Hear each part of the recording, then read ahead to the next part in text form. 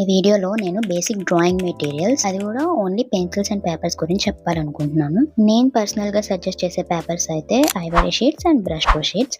And with GSM కూడా 200 ఉన్నది తీసుకోండి. జిఎస్ఎం అంటే ఏం లేదు, పేపర్ థిక్నెస్. ఐవరీ పేపర్ అయితే స్మూత్ గా ఉంటుంది, బ్రష్ స్ట్రో పేపర్ అయితే కొంచెం దాని టెక్స్చర్ అనేది రఫ్ గా ఉంటుంది. సో మీకు సూపర్ రియలిస్టిక్ గా కావాలి అంటే ఐవరీ మీద ట్రై చేయండి. సో ఇప్పుడు పెన్సిల్స్ కి వస్తే, పెన్సిల్స్ లో నేను Doms and Artline pencils recommend చేస్తాను.